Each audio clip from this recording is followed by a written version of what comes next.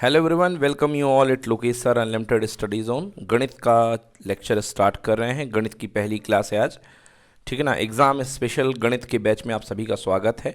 और ये बैच हम खास तौर से एग्ज़ाम के लिए प्रिपेयर कर रहे हैं। इसमें हम आपके सामने सबसे पहले लेकर के चलेंगे एनसीईआरटी के कंसेप्ट, जिसमें हम एनसीईआरटी को पूरा कवर करेंगे और जो चीज़ सिलेबस में आपके अंदर है उस चीज़ को हम पूरा कवर करेंगे, ठीक है ना। डिलीटेड सिलेबस आप अपने पास रखिएगा, जिससे कि उन चीज़ों को हम बेवजह ना पढ़ें जो सिलेबस से हट गई हैं, क्योंकि उतना हमारे पास समय अभी नहीं है। बाद में एग्ज़ाम के बाद उनको हम कवर कर देंगे जो यदि कुछ हट गया है और कंपटीशन वगैरह में है।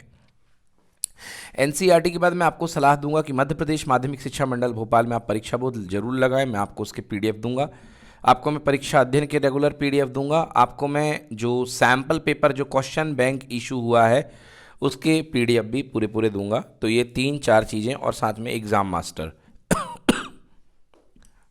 तो ये 4-5 चीज़ें जो हैं आप ले करके साथ में चलिएगा। और गणित में एक खास बात होती है कि क्वेश्चन जो होते हैं वो देख के ही बनते हैं। जो क्वेश्चन आपको देख के ही बन जाएगा, तो ऐसा नहीं कि बोले इतनी सारी बुक्स है सर तो कैसे लगाएं, अब यही क्वेश्चन इसमें रिपीट हो रहा है, इसमें रिपीट हो रहा है, इस पर रिपीट हो रहा है, इस पर रिपीट हो रहा, तो आपको उसको पेन से सॉल्व करने की आवश्यकता नहीं है। बस उसको एक नज़र मारिए और उसको सॉल्व कर दीजिए।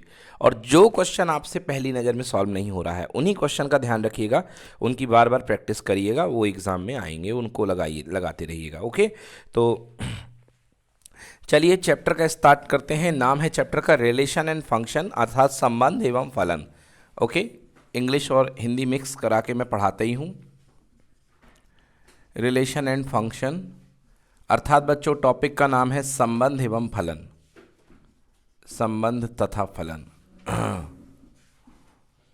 फलन। देखिए क्या है कि ये कहानी जो शुरू होती है, सबसे पहले शुरू होती है ये कहानी सेट से, यानी समुच्चय से। ओके, सेट के बाद बात कहाँ पर आती है? सेट के बाद बात आती है संबंध पर, यानी कि रिलेशन पर। और रिलेशन के आगे चल के ये बात कहाँ पर आती है? फलन पर। फलन यानी कि फंक्शन पर। जी हाँ। सेट, समुच्चय क्या होता है? Okay, collection. समुच्चय जो होता है कलेक्शन होता है, समूह होता है किनका? वेल डिफाइंड ऑब्जेक्ट का। वेल डिफाइंड मतलब सुपरिभाषित अवयवों का कलेक्शन। समूह ही क्या होता है? समुच्चय होता है। फॉर एग्जाम्पल आपने सेट कहा तो कुछ वेल नोन सेट, कुछ ज्ञात सेट जो बहुत ज़्यादा काम में हम उनको बता देते हैं आपके, जैसे सेट ऑफ नेचुरल नंबर, प्राकृत संख्याओं का समुच्चय n, 1 2 3 4, ये क्या कहलाता है? प्राकृत संख्याओं का समुच्चय। ठीक है जी। तो अब आप ये देखिए n यानी नेचुरल नंबर, n मतलब नेचुरल नंबर। कुछ इंग्लिश के वर्ड सीखिए। हिंदी में प्राकृत संख्या वर्ड बोलना भी सही कठिन है और समझना भी, एक दिमाग में क्लिक बनता है यहाँ पे n फॉर नेचुरल नंबर से। r यानी कि भैया वास्तविक संख्याओं का समुच्चय बोल तो दिया, बट इसको बोलते हैं सेट ऑफ रियल नंबर। और set of real number start होता है कहाँ से? बीच में। तो देखिए सेट ऑफ रियल नंबर को एक्चुअली मैं बना नहीं सकता हूँ, देखा जाए तो सेट ऑफ रियल नंबर जो होता है वो जाता है इधर पे इन्फिनिटी और इधर पे कितना? Minus infinity. क्योंकि मैं जीरो के बाद 1 बनाऊंगा तो इसका मतलब मैं जीरो ले रहा हूँ, 1 ले रहा हूँ और बीच में कुछ ले ही नहीं रहा हूँ, है ना। तो ये तो गलत हो जाएगा भाई। सेट ऑफ रियल नंबर जो होता है एक्चुअली, अगर उसमें आप नंबर को x माने तो x का मान कहाँ से कहाँ जाता है? Minus infinity two plus infinity. Okay, ठीक है, ठीक है ना। और याद रखिएगा इन्फिनिटी पे कभी इक्वल नहीं आता, इन्फिनिटी पे कभी इक्वल नहीं आता, क्योंकि इन्फिनिटी की अवधारणा है, एक कंसेप्ट है कि दुनिया का सबसे बड़ा नंबर है, परंतु आप उसको कभी प्राप्त कर नहीं सकते हो। तो इसलिए इन्फिनिटी पे कभी भी इस तरीके से नहीं आएगा। आप इस तरफ थोड़ा बैठ जाओ। ठीक है, अब सही है, ठीक है। तो इन्फिनिटी पे कभी भी आपका जो है नंबर जो है इस तरीके से जो है ये हमेशा ये रहेगा। क्लियर है ना? दिख रहा है आपको? सही है ना? चलिए, तो ये देखिए minus infinity two plus infinity, और x बिलोंग्स टू, इसी को लिखते हैं बच्चों हम लोग क्या? Minus infinity two plus infinity. ये ओपन इंटरवल कहलाता है, खुला अंतराल। क्या कहलाता है ये? खुला अंतराल। ये भी खुला है, ये भी खुला है, ठीक है ना बेटा। क्योंकि आसमीकाओं में यहाँ पर इक्वल नहीं लगा है, इक्वल नहीं लगा है। परंतु यदि इसी चीज को आप नेचुरल में लिखोगे तो नेचुरल जो आपका इंटरवल आएगा, है ना, नेचुरल इंटरवल जो आएगा n इक्वल्स टू, देखिए 1 बंद रहेगा, 1 क्या रहेगा? बंद रहेगा, और ये पूरा खुला रहेगा। और साथ में आपको लिखना पड़ेगा x belongs to natural number, x belongs to ऐसा क्यों लिखना पड़ेगा? ऐसा भैया इसलिए लिखना पड़ेगा x belongs to natural number, क्योंकि अगर आप यहां पर नहीं लिखते हो तो बच्चा ये समझेगा कि सारे नंबर ले लो, ठीक है ना। अगर आप ऐसा नहीं लेते हो तो आपको ये समझ में आएगा कि सारे नंबर ले लो, फिर आप क्या ले लोगे, 1.1 भी ले लोगे, 1.2 भी ले लोगे, 1.3 भी ले लोगे। इसलिए क्या लिखना पड़ेगा, x belongs to natural number. इसलिए यहां पर जाहिर करना बहुत ज़्यादा जरूरी है। जब भी आप किसी सेट को लिखते हो, जब भी आप किसी इंटरवल को लिखते हो, तो ये बात लिखनी बहुत जरूरी होती है। तो ये आपका कहलाएगा रियल नंबर, यानी वास्तविक संख्याओं का समुच्चय, ये ऐसा कहलाएगा। आई बात समझ में ना। तो वास्तविक संख्याओं में ये कभी नहीं बनाया जाता। यदि बनाना है तो इसको डार्क कर दीजिए। क्या कर दीजिए, डार्क कर दीजिए, ठीक है जी, कोई दिक्कत।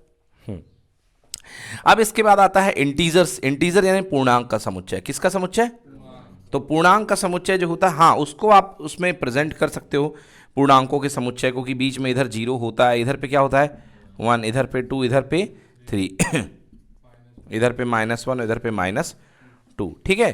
तो ये पूर्णांकों का समुच्चय होता है जो एंडलेस जाता जाता है। अब पूर्णांकों में देखिए धनात्मक पूर्णांक, तो धनात्मक पूर्णांक जो होते हैं वो कौन से पूर्णांक हुआ करते हैं, ये वाले जो पूर्णांक होते हैं इनको हम क्या बोलते हैं, धनात्मक पूर्णांक। ये जो पूर्णांक होते हैं ये कौन से होते हैं, ऋणात्मक पूर्णांक। और ये जो है भैया आपके पास 0, ना ये धनात्मक पूर्णांक है ना ये ऋणात्मक पूर्णांक है। इसलिए आप कभी कभी देखते हो कि -0, तो -0 कुछ नहीं होता, हमेशा क्या होता है, 0 ही होता है ना।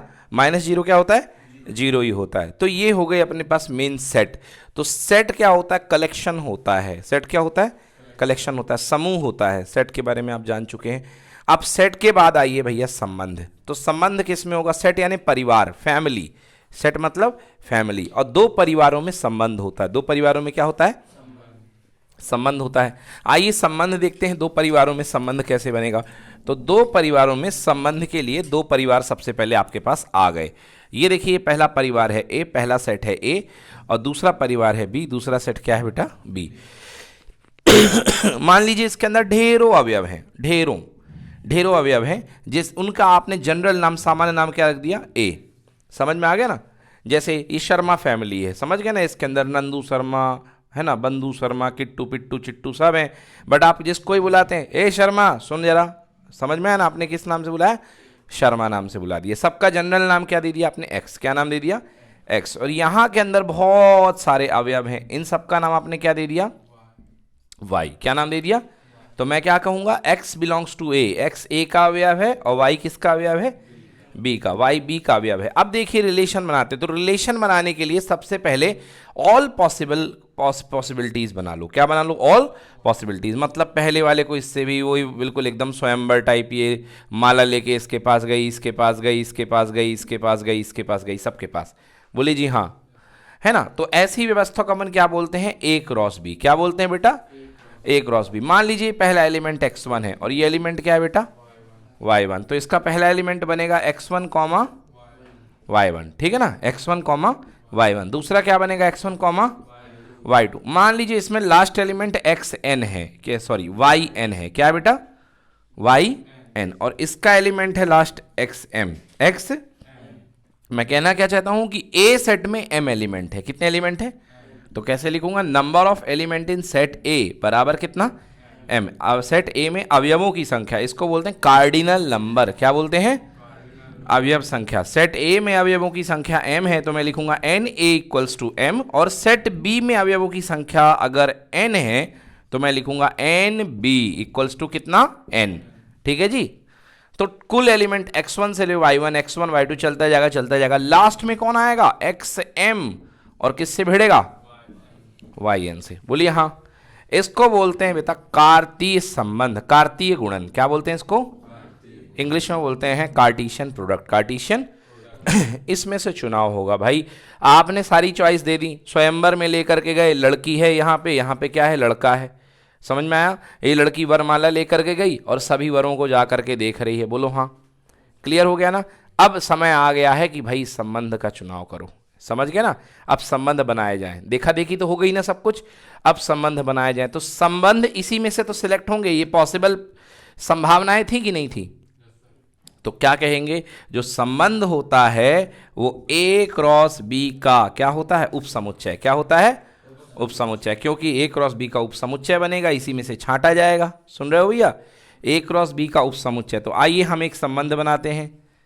अब एक संबंध नहीं बन सकते, अनेकों संबंध बन सकते हैं। कितने बन सकते हैं, अनेकों। यदि पर्टिकुलरली आप मुझसे यहां पर पूछेंगे कि सर टोटल कितने संबंध बन सकते हैं, तो जितने इसके उपसमुच्चय बनेंगे उतने उपसंबंध बन सकते हैं। क्यों? क्योंकि आपने क्लास 11th में पढ़ा था कि अगर किसी सेट में n अवयव हैं, कितने अवयव हैं या n अवयव हैं, तो बनने वाले उपसमुच्चयों की संख्या 2 की पावर n। तो यहां पर टोटल अवयव कितने हैं? m क्रॉस n, क्योंकि a cross b, number of element a cross b, a cross b में अवयवों की संख्या क्या बन रही है? m इंटू n, क्योंकि पहले के m है दूसरे के n है, तो m जोड़े n से भिड़ेंगे तो टोटल कितने आंसर निकलेंगे? m cross n। टोटल कितने पेयर बनेंगे? m cross n। और इनके बनने वाले उपसमुच्चय कितने होंगे? 2 की पावर m इंटू n। ये एग्जाम में आया था कि बताइए बनने वाले उपसमुच्चयों की संख्या कितनी होगी? आंसर 2 की पावर m इंटू n। अब इसमें एक विशेष बात, अगर यहां भी अवयव समान हो और यहां भी अवयव समान हो, ठीक है जी, यहां भी अवयव समान हो और यहां भी अवयव समान हो, तो मतलब दोनों में n हो, तो ये भी n रहेगा और ये भी n रहेगा। मतलब जितने लड़के आए हैं उतनी लड़कियां आई हैं, है ना? तो ये भी n और ये भी n, तो आंसर क्या होगा? 2 की पावर n इंटू n, मतलब 2 की पावर n का, याद आया ये प्रश्न? 2 की पावर n का स्क्वायर, है ना? बनने वाले कुल संबंधों की संख्या, बनने वाले कुल संबंधों की संख्या 2 की पावर n का स्क्वायर। तो ये भाई हो गई संबंधों की संख्या की बात, कुल संबंध। अब इसके बाद इतने संबंध बन सकते हैं, इतने संबंध बन सकते हैं। देखिए, तो अब इसके बाद अपन संबंध इसमें से क्वालिफाई करेंगे। तो पहला रिलेशन बन गया R1, क्या बन गया? R1। तो देखिए इसको लिखेंगे x, y, मतलब पहला एलिमेंट x का, इसका, और दूसरा एलिमेंट y का। मतलब पहले आएगी दुल्हन, बाद में क्या आएगा? दूल्हा। और यहाँ पे लिखिए कि भैया जहाँ पर x बिलोंग्स टू a, दुल्हन a परिवार से है और दूल्हा किस परिवार से है? b परिवार से है। समझ गए? और यहाँ पर आती है संबंध की शर्त। संबंध की किस आधार पे संबंध बना है? किस आधार पे संबंध बना है? जैसे मान लीजिए कि यहाँ पे बोला गया कि दुल्हन मोर एजुकेटेड है, तो ये लाइन लिखी रहेगी सच दैट एक्स, एक्स मतलब दुल्हन कोई भी, यस और no, is more educated, is more educated than B. समझ में आया? देन वाई, देन वाई, मतलब ये जो ये वाला पार्ट है, एक्स जो है वाई से ज़्यादा एजुकेटेड है। ठीक है जी, ये ज़्यादा एजुकेटेड है। और हो सकता है कि कुछ और नाम दे दे, कोई और क्राइटेरिया दे दे। अब देखिए इसमें एक चीज़ है जो आपको हजम नहीं होगी। अभी हमने दूल्हा दुल्हन का जो कंसेप्ट लिया है उसमें ज़्यादा हजम नहीं है। मान लीजिए कि यहाँ पर एक जो दुल्हन है वो उसने एजुकेटेड किया है एमए। क्या किया है? एमए। उसका एजुकेशन कितना है? एमए। प्रैक्टिकल है ये एकदम, है ना? और यहाँ पर 3 लोग आ रहे हैं जो बीए हैं। कितने हैं भैया? बीए। ये देखिए, ठीक है ना? इसने एमए कर रखा है और उसने क्या कर रखा है? बीए। मान लीजिए ये है एलिमेंट x4। कौन एलिमेंट है? x4। और ये है y5, ये है y6 और ये क्या बेटा? y7। तो बताइए संबंध में ये तीनों एक पेयर ही आएगा कि 3 पेयर बन के आएंगे? नहीं बनेगा, संबंध चल रहा है। ये क्या चल रहा है? संबंध चल रहा है। तो x4 का एलिमेंट इसके साथ भी बनेगा, इसके साथ भी बनेगा, इसके साथ भी बनेगा। मतलब इस रिलेशन में अगर आप बात करें, यदि इस रिलेशन की मैं बात करूं, तो और जो इन्वॉल्व होंगे वो तो होंगे ही, साथ में x4 के साथ कौन इन्वॉल्व होगा? y5। बोलिए यस। x4 के साथ कौन इन्वॉल्व होगा? y6। और x4 के साथ कौन इन्वॉल्व होगा? y7 भी इन्वॉल्व होगा। मतलब क्या हुआ कि संबंध में एक ही इनपुट के कॉरस्पॉन्डिंग कई आउटपुट हो सकते हैं, बट फलन में नहीं होगा, क्योंकि फलन का नाम है, फलन को बोलते हैं नियम। क्या बोलते हैं? नियम। संबंध यानी रिश्ते। समझ गए ना? आप रिश्ते कैसे भी बना सकते हैं, मगर नियमों के साथ खिलवाड़ आप नहीं कर सकते हैं। समझ गए ना? पापा जैसे कई हो सकते हैं, बट रियल पापा केवल एक हो सकते हैं। पिता समान कई हो सकते हैं, परंतु वास्तविक पिता केवल एक होता है। तो इस तरीके इस चीज को ये सपोर्ट करती है। क्लियर हुआ ना जी? तो यहां पर संबंध में आपके पास कैसा भी आप संबंध, एक के साथ आप 10 को अटैच कर दीजिए, एक इनपुट में आप 10 आउटपुट को अटैच कर दीजिए, कोई प्रॉब्लम नहीं है। परंतु संबंध में, समझ गए ना, एक इनपुट से 2 आउटपुट अटैच नहीं होंगे। एक से केवल कितना?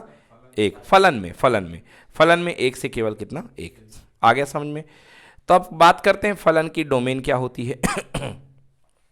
फलन की नहीं, संबंध की डोमेन, संबंध की डोमेन। मान लीजिए पर्टिकुलर यही संबंध बना, इस संबंध की मैं बात करता हूं, भले इतने सारे लोग आए थे मगर संबंध बनाने में किस उम्मीदवार ने भाग लिया? X4 ने। किसने लिया? X4 ने। तो इसके डोमेन में केवल एक ही बिंदु कहलाएगा क्या? X4। क्या कहलाएगा? X4। समझ गए ना? और याद रखना जब फलन आएगा तो ये पूरा का पूरा ही डोमेन बनेगा 100%। यहां पर जिसने भाग लिया है, यहां पर जिसने भाग लिया है वही क्या बनेगा? इसका फलन का डोमेन कहलाएगा। तो यहां पर डोमेन क्या हो गई? X4। क्लियर हो गया जी? फलन की रेंज, फलन की रेंज क्या हो गई? Y4, Y5, Y6, Y7। मतलब जिन लोगों ने भाग लिया है संबंध बनाने में, संबंध बनाने में जिन लोगों ने भाग लिया है उस तरफ, आउटपुट साइड से। किस साइड से? आउटपुट साइड से। तो ये हो गया अपने पास संबंध का 11th क्लास का आइडिया, संबंध की डोमेन, संबंध की रेंज, और इसको कैसे रिप्रेजेंट किया जाता है इस संबंध को। इस संबंध को आप शुरुआती रूप से, ये तो संबंध का प्रकार हो गया, मगर संबंध की परिभाषा कैसे लिखेंगे कि एक संबंध परिभाषित है ए से लेके बी में। सबसे पहले ये अलग, कोई भी कोई प्रश्न होगा सबसे पहले ये लाइन आएगी कि एक संबंध परिभाषित है ए से लेके बी में। मतलब संबंध के इनपुट ए साइड के हैं और आउटपुट बी साइड के हैं। परिसर, परिसर मतलब रेंज, परिसर मतलब रेंज। देखिए यहां पर डोमेन, डोमेन यानी प्रांत, डोमेन यानी प्रांत। जिन लोगों ने भाग लिया है संबंध बनाने में इनपुट साइड से, समझ गए ना? इनपुट साइड से, इनपुट साइड में कौन है? X4 है बेटा। तो वो उनका कलेक्शन, उनका समुच्चय क्या कहलाएगा? डोमेन यानी प्रांत। क्या कहलाएगा? डोमेन यानी प्रांत। मान लो X4 भी लिया, मान लो X6 भी लिया होता तो दो अवयव आते प्रांत में, X4 और X6, X4 और X6। अब मान लो यहां पर आउटपुट में जिनके साथ संबंध बना, जिनके साथ संबंध बना वो कितने हैं? 3 हैं। कितने हैं? 3। तो बेटा परिसर क्या कहलाएगा? ये Y5, Y6, Y7। आया समझ में कि नहीं आया? बाकी लोगों से कोई मतलब नहीं है, बाकी को बाहर कर दो क्योंकि उन लोगों ने संबंध बनाने में भाग लिया ही नहीं। बोलो आया समझ में ना? मतलब कुल मिला के अगर देखा जाए तो जिन लड़कियों ने वरमाला डाली है वो सबकी सब क्या किस में आएंगी? डोमेन में। और जिन लड़कों के ऊपर वरमाला पड़ी है वो किस में आएंगी? परिसर में, यानी कि रेंज में। और जितने दूल्हे आए थे वे सब क्या हैं? कोडोमेन। क्या है वे? कोडोमेन यानी सह प्रांत। क्या है बेटा? सह प्रांत। आई बात समझ में कि नहीं आया? नहीं नहीं नहीं नहीं, केवल दूल्हे, इस तरफ वाले सेट, इधर वाले बी। समझ में आया ना? क्लियर हुआ? तो कॉपी में लिख लो, कॉपी में लिख लो। क्या लिखना है भैया? जो परिसर होता है, रेंज होता है, वो सह प्रांत का क्या होता है? उपसमुच्चय। क्योंकि परिसर जो होता है वो सह प्रांत से चुना जाता है। ठीक है? परिसर सह प्रांत से चुना जाता है। लिख लो, परिसर सदैव सह प्रांत से चुना जाता है। परिसर जो होता है वो सह प्रांत से चुना जाता है। परिसर का चुनाव सह प्रांत से होता है।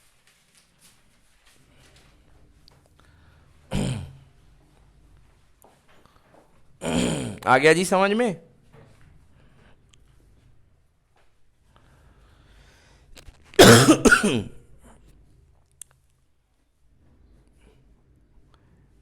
चले आगे।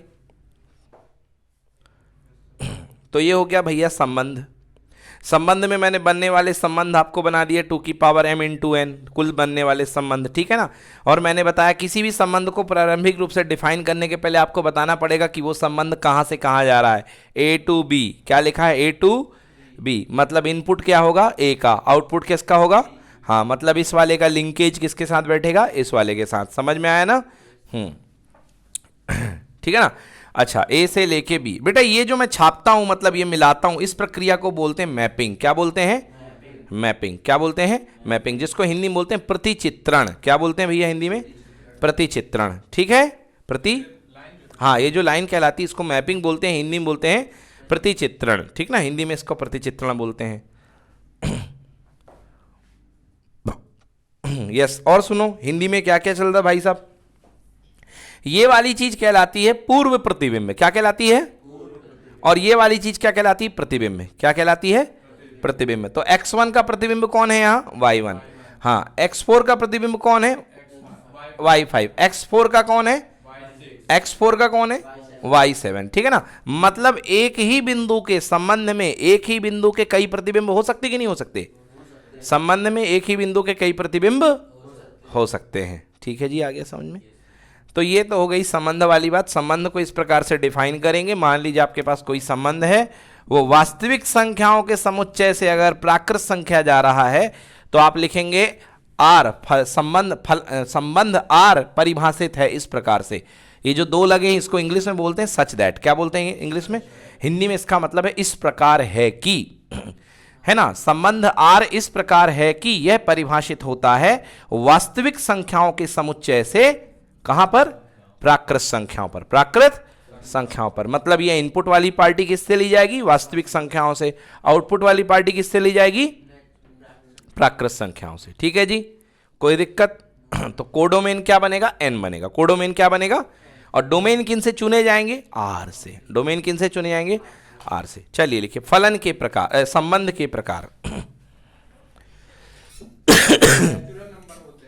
हाँ जी, बिल्कुल।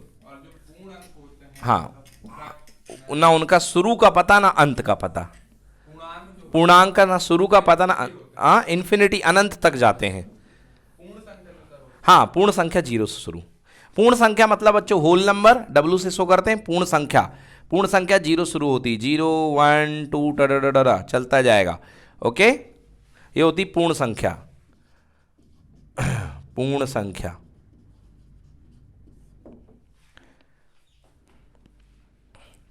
आगे जी समझ में। अब लिखिए संबंध के प्रकार। संबंध के प्रकार।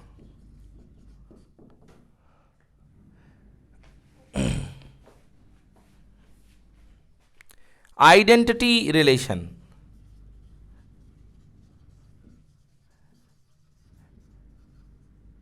ठीक है ना। आइडेंटिटी रिलेशन हिंदी में लिखिए, इसका नाम है तत्समक संबंध। तत्समक संबंध।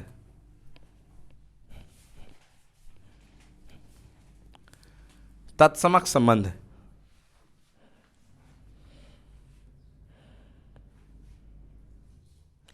देखिए, अगर किसी फैमिली का, किसी सेट का प्रत्येक अवयव खुद के साथ कनेक्टेड है। किसके साथ कनेक्टेड है? खुद के साथ। तो ऐसे संबंध को बोलते हैं हम तत्समक संबंध। एग्जाम्पल के लिए, आपके पास एक फैमिली है ए, और आप जो है ए से ए में संबंध बना रहे हैं। किससे बना रहे हैं? ए से ए में। और हमारे सिलेबस में ए से ए में ही संबंध पढ़ना है हमें, मतलब खुद की फैमिली से खुद का संबंध। देखिए तो 1 2 3 4 कितना हो गया?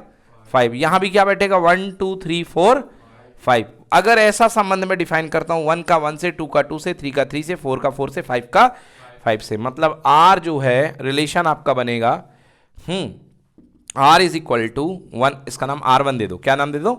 R1। एक संबंध आपने बनाया 1 1 2 2 3 3 4 4 और 5 5। ऐसे संबंध को हम क्या बोलते हैं? तत्समक। क्या बोलते हैं? तत्समक। अब आप बोलेंगे सर ये तो सतुल्य होता है। देखिए, तत्समक में ये है कि इसके अलावा कोई नहीं आएगा। स्वतुल्य में ये है कि ये तो होंगे और साथ में कोई और भी आ जाए। साथ में कोई और भी आ जाए। आइए देखते हैं स्वतुल्य की। यदि मैं बात करूं, स्वतुल्य संबंध मतलब खुद का एलिमेंट खुद से कनेक्टेड तो होगा ही, साथ में कोई और भी आ सकता है। तो मैं एक लाइन कहूंगा, उससे आपको समझ में आएगा। हर तत्समक संबंध एक स्वतुल्य संबंध होता है, मगर हर स्वतुल्य संबंध एक तत्समक संबंध नहीं होता। देखिए, मैं आपके सामने एक स्वतुल्य लिख रहा हूं, 1 1 2 2 3 3 4 4 और 5 5। ये देखिए, और साथ में 1 2। बताइए ये तत्समक है कि नहीं है? ये तत्समक नहीं है, परंतु स्वतुल्य है। समझ में आ गया? क्लियर हुआ कि नहीं हुआ? स्वतुल्य संबंध तो है मगर तत्समक नहीं है। और ये तत्समक है कि नहीं है? स्वतुल्य है कि नहीं है? हाँ, तो हर तत्समक संबंध एक स्वतुल्य संबंध होता है, परंतु हर स्वतुल्य संबंध एक तत्समक संबंध नहीं होता है। तो ये तत्समक संबंध कहलाता है। इसको बोलते हैं आइडेंटिटी रिलेशन। क्या बोलते हैं बेटा? Identity relation.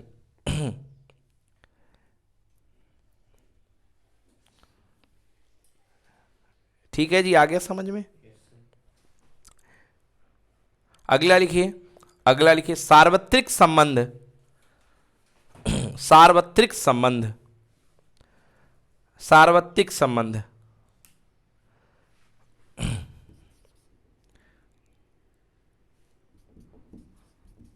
हाँ जी ये लिखिए सार्वत्रिक संबंध। अगर मैं आर की जगह ए क्रॉस बी लिख दूं, या फिलहाल ए क्रॉस ए लिख दूं, या मैं यहां इस क्वेश्चन में पर्टिकुलरली आर की जगह क्या लिख दूं, ए क्रॉस ए, मतलब सारी पॉसिबिलिटी। आर की जगह ए क्रॉस ए का मतलब पहला एलिमेंट क्या 1 कॉमा, और लास्ट का एलिमेंट क्या, चलते चलते सारे 5 कॉमा कितना 5। क्या इससे कोई संभावना बाहर गई है?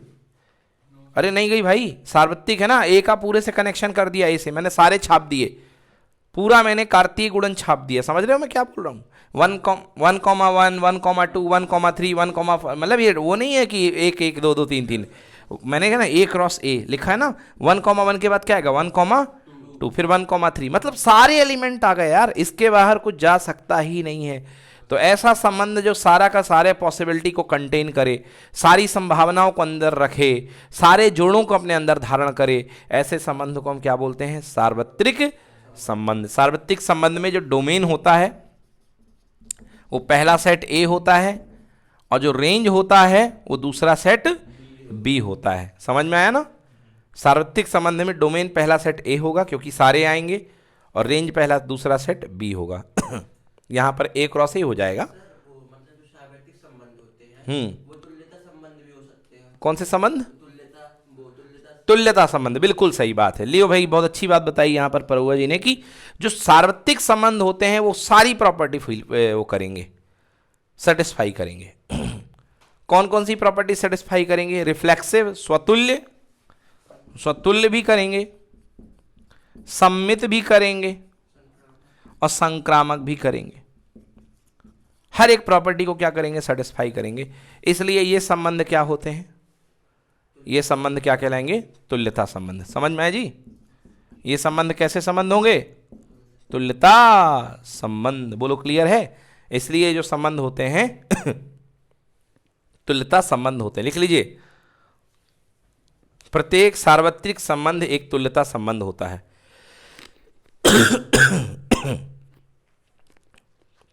प्रत्येक सार्वत्रिक संबंध एक तुल्यता संबंध होता है।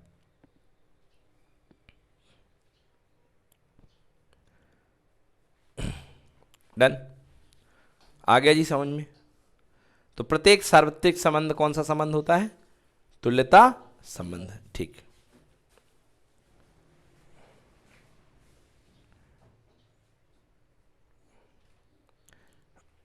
अब लिखिए अगला। तो ये 2 प्रकार के हो गए। तीसरा लिखिए रिक्त संबंध। तीसरा लिखिए रिक्त संबंध। हाँ, आर बराबर फाई, आर बराबर कितना? फाई। रिक्त संबंध, ऐसा संबंध जिसमें कोई अवयव ना हो, ऐसा संबंध क्या कहलाता है? रिक्त संबंध। शर्त डाल दी कि लड़की जो है लड़के से 5 मीटर बड़ी हो, ऐसा कोई संबंध बनेगा क्या? नहीं बनेगा, हो ही नहीं सकता है ना? तो ऐसा कोई संबंध आप कहोगे कि आप डिफाइन करो। आपने कहा एक रिलेशन बनाओ, रिलेशन का नाम है R5, और आपने कहा कि R5 is the collection of element x, y, x और y का जोड़ा, है ना, जहां x belongs to A, y belongs to B, जहां x A का अवयव है, y B का अवयव है, y है ना, x A की अवयव है, y किसकी है? B का अवयव है। सो और कहेंगे x is 5 meter longer than B. Hindi में लिखेंगे x जो है b से 5 मीटर ज्यादा है। भाई कहाँ से लाओगे ऐसी दुल्हन? संभव है ही नहीं है। समझ में आ गया ना? x 5 मीटर ज्यादा, तो आंसर इसका क्या लिखेंगे? R5 बराबर क्या आएगा? फाई। क्या आएगा? फाई। मतलब ऐसा कोई संबंध पॉसिबल नहीं है, इसको बोलते हैं रिक्त संबंध।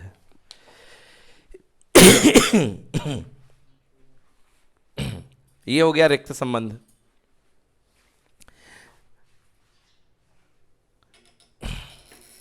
ये थे बेसिक पूरे, है ना?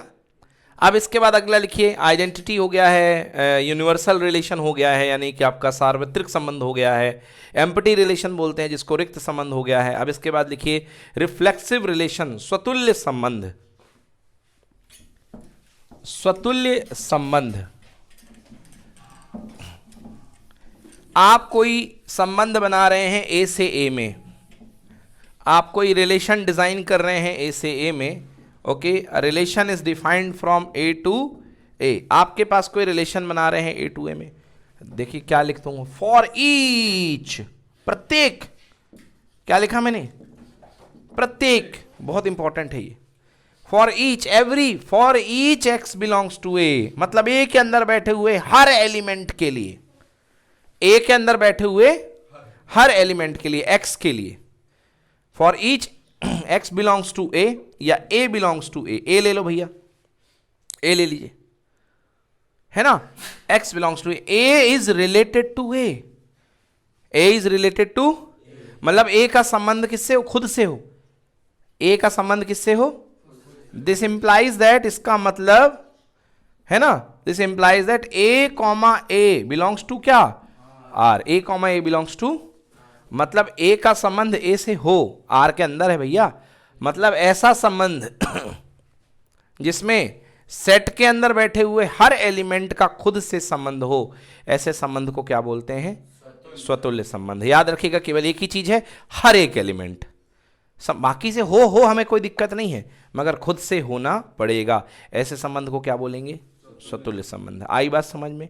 कोई भी एग्जांपल आप ले लीजिए, 1 2 3 ले लीजिए, 1 2 3, अब इससे बनने वाला ये एक ए सेट है, ये कौन सा सेट है, ए सेट है। अब इसमें से आपने कोई संबंध बनाया, आर बराबर 1 1 2 2 3 3, है ना, और बाकी कुछ भी बना रहे, हमको उससे लेना देना नहीं है, कैसा संबंध है, स्वतुल्य संबंध है। बट इसी में मैंने कहा आर बराबर 1 1, है ना, और 2 2, बताइए क्या ये स्वतुल्य है कि नहीं है, नहीं है, क्योंकि लिखा फॉर ईच, प्रत्येक, एक प्रत्येक में ये भी शामिल है, ये भी शामिल है, ये भी, तो इसने तो आया है, ये तो आया है, मगर ये नहीं आया, तो भैया इसका मतलब समझो मैंने ईच पे गोला भी लगाया है, हर एक एलिमेंट आना चाहिए तभी स्वतुल्य होगा, अगर एक भी छूट गया तो स्वतुल्य नहीं होगा। नोट कर लीजिए, तो ये कहला गया स्वतुल्य संबंध, ये कहला गया स्वतुल्य संबंध। कोई भी एक एलिमेंट नहीं होगा जो धोखा दे करके जाएगा, ऐसा संबंध कहलाएगा स्वतुल्य संबंध। इसलिए जो तत्समक संबंध होता है वो एक स्वतुल्य प्रकार का संबंध हुआ करता है।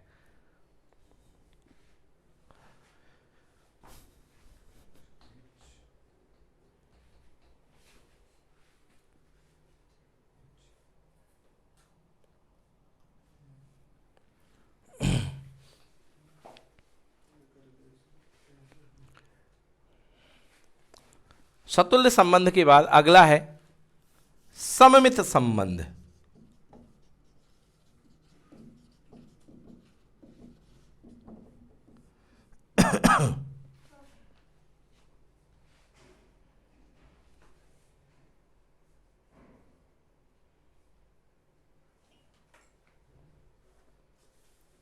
ठीक है, सम्मित संबंध। सम्मित संबंध के लिए देखिए क्या है, हाँ जी, ए में 10 अवयव हैं, हाँ, तो 10 का संबंध होगा, हाँ, तभी तभी 9 का है, मना कर दिया ना, ईच, हाँ, नहीं होगा, नहीं होगा, है ना, 10 का 10 के साथ होगा। देखिए सम्मित संबंध, सम्मित संबंध एक कंडीशनल संबंध होता है।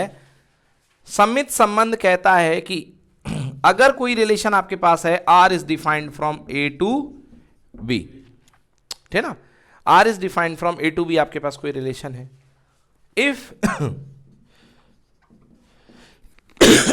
A comma B belongs to R, अगर ए कॉमा बी आर में बैठा है, ए कॉमा बी आर में प्रेजेंट है, ए और बी के बीच में रिश्तेदारी क्या है, आर है, ए और बी में रिश्तेदारी क्या है, आर, होगी कोई रिश्तेदारी, ए बी का भाई है, ए बी का भाई है। अगर ए में बी, ए और बी की रिश्तेदारी आर में होने पर ये बात भी हमें दिख रही है, अगर ऐसा है, यदि ये प्रेजेंट है, A comma B belongs to R, ये होने पर हमें ये दिखता है कि बी कॉमा ए भी आर में है। अगर ए और बी में जो रिश्तेदारी पाई जा रही है वही रिश्तेदारी बी और ए में भी पाई जा रही हो, समझ गए ना। बट कब, जब इफ ए और बी, अगर ए कॉमा बी प्रेजेंट हो तभी आप देखेंगे, जब ये बैठा है तब इसकी चर्चा की जाएगी, केवल उन्हीं जोड़ों की चर्चा की जाएगी। जैसे 1,2 बैठा है तो किसकी चर्चा करेंगे, 2,1 की। 3,2 बैठा है तो 2,3 की। सबकी चर्चा नहीं करना है कि हम सबको देखेंगे, हम केवल उन्हीं जोड़ों की चर्चा करेंगे कि क्या अगर ए कॉमा बी प्रेजेंट है तो क्या बी कॉमा ए भी प्रेजेंट है। अगर ए कॉमा बी के होने पर बी कॉमा ए भी प्रेजेंट होता है, ए कॉमा बी में ए और बी में रिश्तेदारी आर होने पर बी और ए में भी रिश्तेदारी किसकी होती है, आर की है, तो ऐसा संबंध क्या कहलाता है, सममित संबंध कहलाता है। क्या कहलाता है, सममित संबंध। चलिए देखते हैं कि सममित संबंध है कि नहीं, एग्जाम्पल देखते हैं। एग्जाम्पल, दो फैमिली हैं, दो फैमिली ए और बी, उनमें एक संबंध बना रहा हूं, R is equals to, R is the relation A comma B, R is the relation A comma B, ठीक है ना, सच है ना, where A is belong to first family A, B is belong to second family B. A में कुछ बच्चे हैं, B में कुछ बच्चे हैं, ये स्मॉल बी, बी में कुछ बच्चे हैं, और रिलेशन क्या दिया है ना, where A is brother of B, brother of B. चलिए ये संबंध आपके सामने दिया गया है। अब देखिए हर बार संबंध आपको नंबर फॉर्म में लिख के नहीं देगा, ये जो फॉर्म कहलाता है इसको क्या बोलते हैं, सेट बिल्डर फॉर्म। क्या बोलते हैं, सेट बिल्डर फॉर्म। समझ गए, समुच्चय निर्माण विधि, ठीक है ना, ये समुच्चय निर्माण रूप है ये। आप मुझे बताइए ये रिलेशन क्या सम्मित है कि नहीं है, सर कंडीशन नहीं दी क्या है। हाँ बताइए आगे। सर अगर ये गर्ल्स स्कूल है, हाँ जो है, तो हाँ उस हिसाब से condition एग्जैक्टली, कंडी सही बात है। तो यहां पर जरूरी नहीं है कि ये जो है लड़की ही लड़का ही हो, ठीक है जी। अगर ए बी का भाई है, अगर बी लड़की हुई तो बी ए की क्या होगी, बहन होगी। क्या होगी, बी ए की, मैंने कंडीशन दी नहीं है, तो इसलिए इसको सम्मित कहना सही नहीं है। समझ में आ गया ना, तो आपको लिखना पड़ेगा नॉट नेसेसरी, जरूरी नहीं है कि बी जो है लड़का ही हो। समझ में आया ना, अतः यह सम्मित नहीं है। ये एक एग्जाम्पल है आपको समझाने के लिए। तो ए बी तो आएगा संबंध में, बट बी ए संबंध में नहीं आएगा, ठीक है ना। चलिए तो ये हो गया एग्जाम्पल। तीसरा देखते हैं, तो ये हो गया सम्मित। सम्मित के लिए ईच का वो जो बर्डन नहीं नहीं नहीं, ईच का बर्डन नहीं है, केवल उनके लिए जो प्रेजेंट है रिलेशन में, केवल जो रिलेशन में प्रेजेंट है उनके लिए है बर्डन। हाँ अगला लिखिए, संक्रमक। संक्रमक, देखिए संक्रमक को इंग्लिश में बोलते हैं ट्रांजिटिव।